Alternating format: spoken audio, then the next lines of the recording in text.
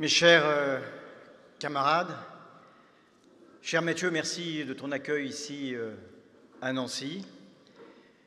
Commençons, si vous le voulez bien, par un aveu un peu gourmand, un aveu un peu fier. Ce congrès a été un très beau congrès. Et je voudrais commencer par vous remercier, vous militantes, vous militants, sincères, dévoués, engagés, courageux, indulgents parfois avec beaucoup d'entre nous. Je voudrais vous remercier pour l'accueil toujours bienveillant que vous nous avez réservé partout en France, dans vos fédérations, dans vos sections, et vous êtes définitivement le meilleur de notre parti. Je veux dire merci aux vieux grognards, là depuis toujours, comme aux jeunes socialistes, qui ne manquent jamais d'énergie pour nous rappeler à notre devoir de socialistes. Mais je voudrais aussi, en confidence, vous faire un petit aveu. Je me suis beaucoup amusé. Je me suis beaucoup amusé à débattre, à convaincre, à créer le Nouveau Populaire ou l'Académie Léon Blum. Je me suis beaucoup plu à vous écouter quand vous aviez des choses à nous dire. Et si vous m'y autorisez, j'aurai un mot tout particulier pour celles et ceux des militants qui m'ont accompagné dans ce congrès, des militants libres, désintéressés, enthousiastes, créatifs, récréatifs parfois. Merci pour votre enthousiasme, merci pour votre fraternité, merci pour vos sourires, merci pour nos fous rires. Et j'ose le dire, cette campagne n'a pas été seulement une campagne de camarades, ça a été à bien des égards une campagne de copains. Je voudrais aussi féliciter celles et ceux qui ont porté des contributions générales et fait vivre le débat démocratique dans notre parti. Mesurons le privilège qui est le nôtre. Je voudrais tout particulièrement féliciter et saluer Olivier Faure, notre premier secrétaire.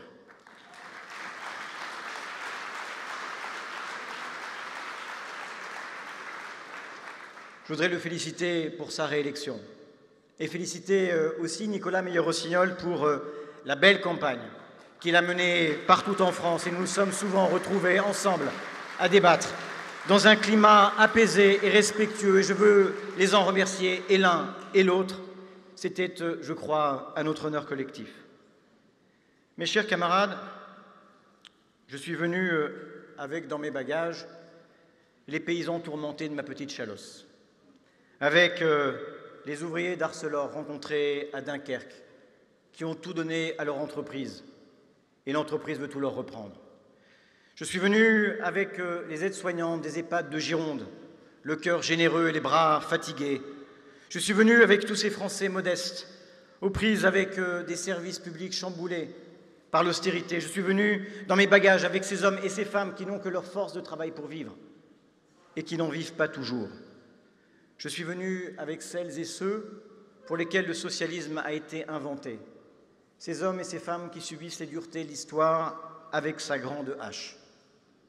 Je suis venu avec leur peur, avec leur colère, avec leurs espoirs, avec leur joie aussi.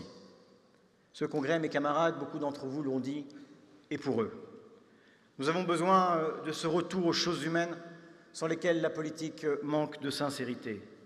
Nous avons besoin d'un socialisme et d'un parti socialiste ancré dans la vie. Mais je suis aussi venu avec un rappel à l'ordre, celui qu'ils nous ont adressé un soir de juillet 2024. Dans ma circonscription, celle du grand Henri Emmanuelli, comme dans beaucoup d'autres, ce sont ces électeurs qui, pour plus d'un sur deux dans ma circonscription, ont trouvé plus utile à leur vie de glisser un bulletin Jordan Bardella que Boris Vallaud. Comme partout, ont trouvé plus utile de glisser un bulletin Rassemblement national plutôt que Parti socialiste. Mes camarades, la démocratie que l'on pensait menacée à ses marges est désormais menacée en son cœur.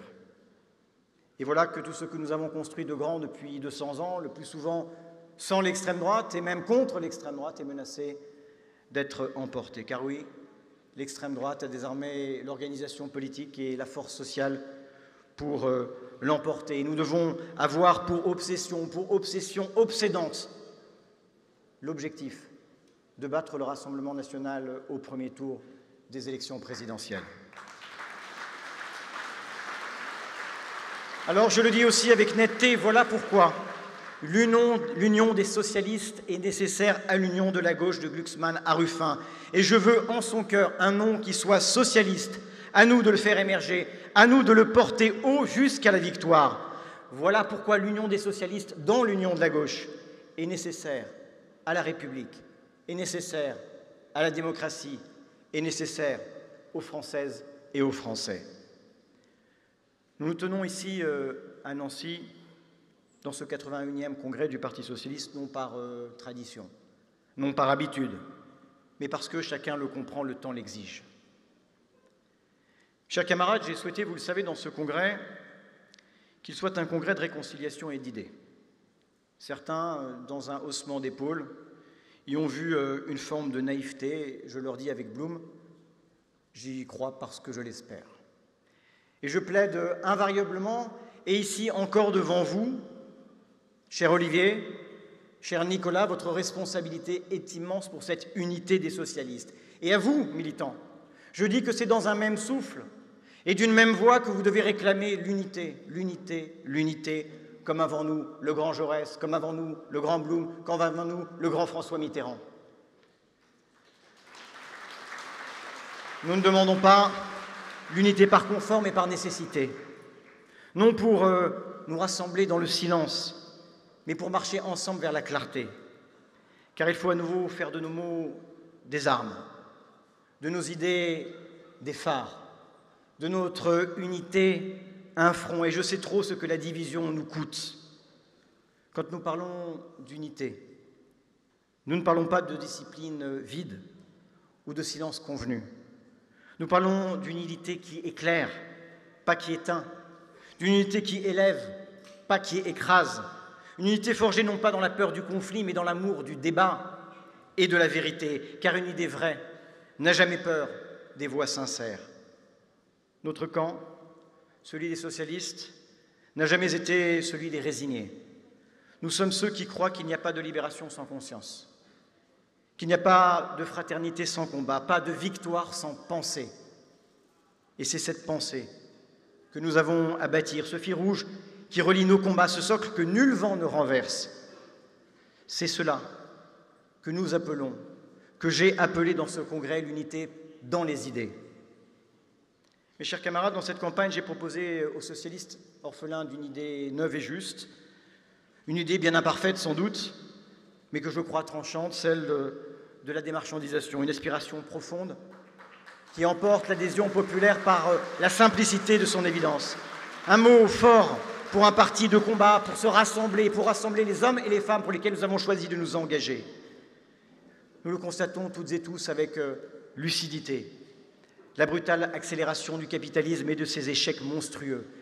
Il ne s'agit plus simplement d'accumulation de richesses, mais d'appropriation systématique, d'accaparement mécanique, de prédation sans limite. Tout est devenu marché qui resserre son étreinte sur nos vies et souvent sur la vie des plus pauvres et des plus modestes d'entre nous. La naissance, la vieillesse, la mort, tout est bon à vendre.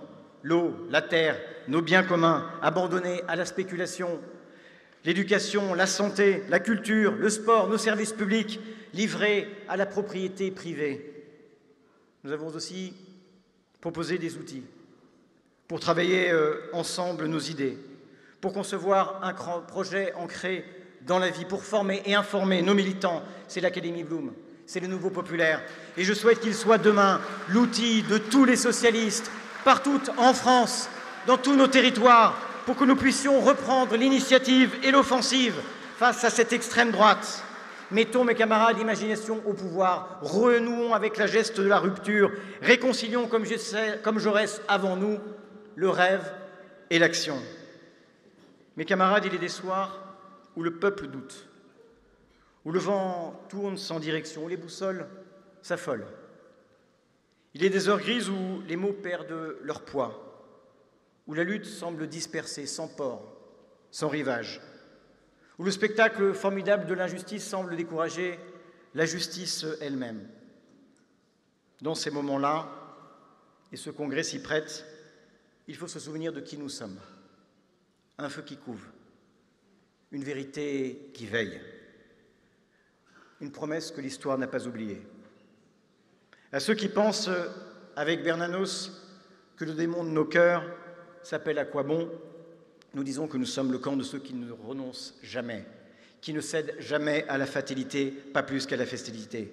Nous sommes les héritiers de ceux qui, face à l'injustice, n'ont jamais baissé la tête, mais toujours tendu le poing. Nous sommes cette multitude que l'on croit divisée, mais que l'idée réunit inlassablement dans un seul souffle, une seule marche, une seule espérance. Mes chers camarades, le moment est venu, après Marseille, funeste congrès, de donner à ce congrès de Nancy son nom dans l'histoire. Et il ne tient qu'à nous que ce congrès soit celui de la réconciliation, de l'unité, de la conquête.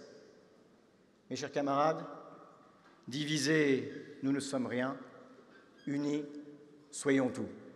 Vive le socialisme, vive le Parti socialiste, vive la France, vive la République.